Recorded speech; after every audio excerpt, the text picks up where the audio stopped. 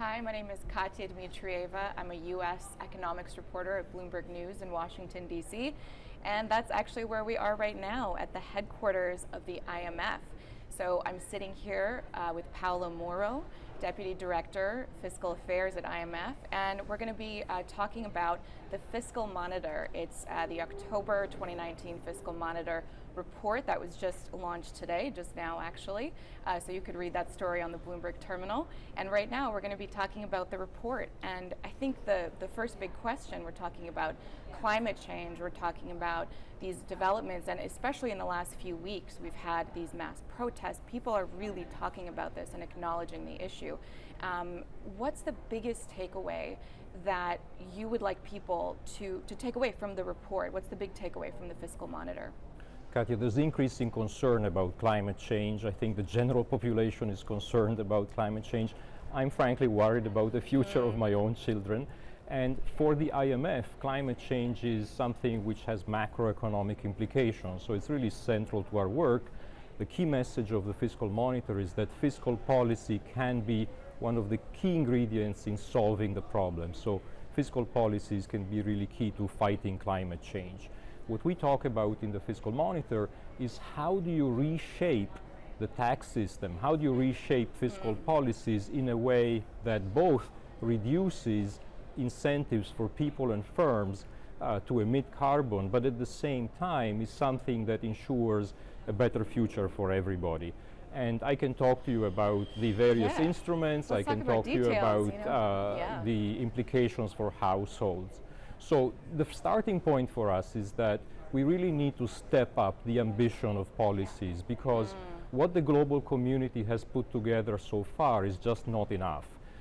What we estimate in the Fiscal Monitor is that we would need much more ambition in fiscal policies. To get an idea, we would need something like a global carbon tax of $75 by the year 2030. We're not saying that's the only way to go, but really we would need something as ambitious as a global carbon tax introduced today, rising pretty steeply, even if gradually, to $75 per ton of carbon emissions by the year 2030. What are some of the other elements of this package? Because it's not just the carbon tax. You know, you cite a lot of different examples of how you can use fiscal policy, whether it's investment in renewables or taking, you know, we talk about inequality a lot. So what are some other ways that governments can do that? Exactly. So there's one thing, which is, do you use a carbon tax, or do you use emission trading permits, or do you use regulations? So there are choices to be made on how you discourage people and firms from emitting carbon. How do you encourage people to make their own choices about how to reduce energy consumption and to shift away from coal and other polluting fossil fuels towards cleaner energy.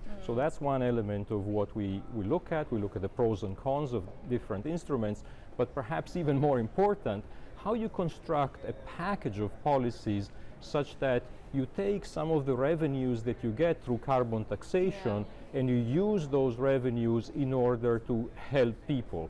There are various options. So one way you can do this is simply to cut other taxes. You can cut taxes on income, you can cut taxes on consumption. Some economists have put forward the proposal of just giving an equal dividend to everybody.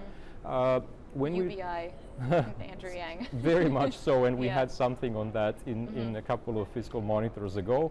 But when we talk to political scientists, they tell us that there seems to be a preference on the part of the public for a package of policies that would take some of the revenues and devote them to investment in green energy.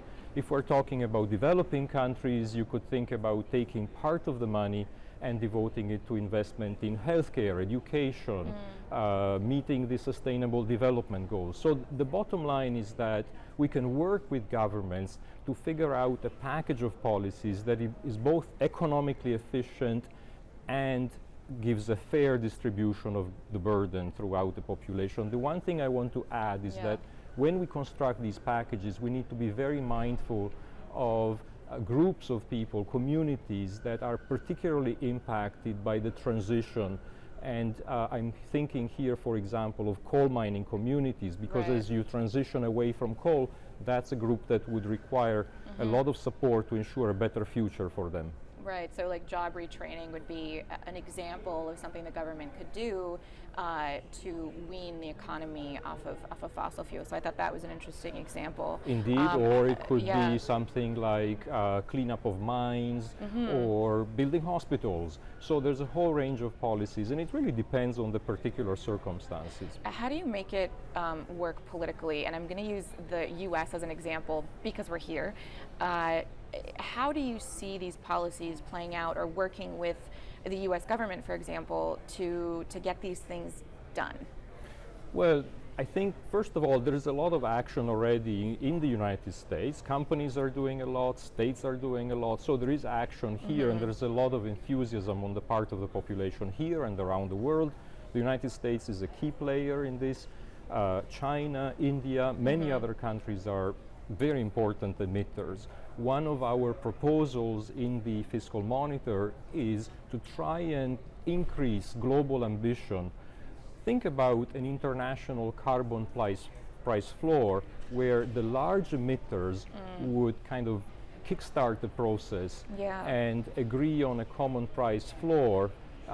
If we got the US, China, and India right there, you already have about half of global emissions. And so this would be a way of kickstarting greater ambition in these policies. Yeah, and I guess the question is getting there, and that's why we had so many people on the streets, just a few weeks ago, and here in Washington, D.C., New York, all over the world, actually, just not just North America. What would you tell them? If they were here right now, what kind of message would you I would give tell them? them, inform yourselves. I mean, it's great that there is this enthusiasm. Read the Fiscal Monitor, because there's a lot of information there.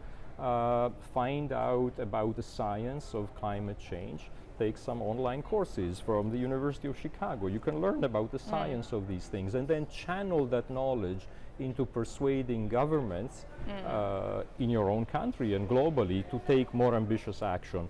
I do want to stress that if the current policies are implemented, we are just falling short. So if you I think that's why they were on the streets. if you go back to the Paris Agreement of 2015, Right. You will remember that all the countries in the world committed themselves to national plans, and that's going in the right direction. But if you do the math, and we do the math in the report, you realize that it just doesn't add up. So if, and that's a big if countries do what they have committed themselves to do in Paris, we still will get global warming of 3 degrees centigrade. That's right.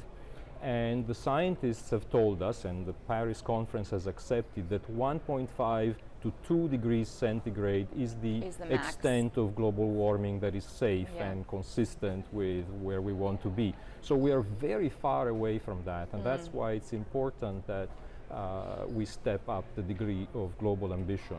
Yeah, and on that note, thank you so much for joining me here today, Paolo. And now it looks like we've run out of time, unfortunately. But thank you for joining us for the Fiscal Monitor 2019 discussion. Hopefully we'll see you guys soon. Thank you.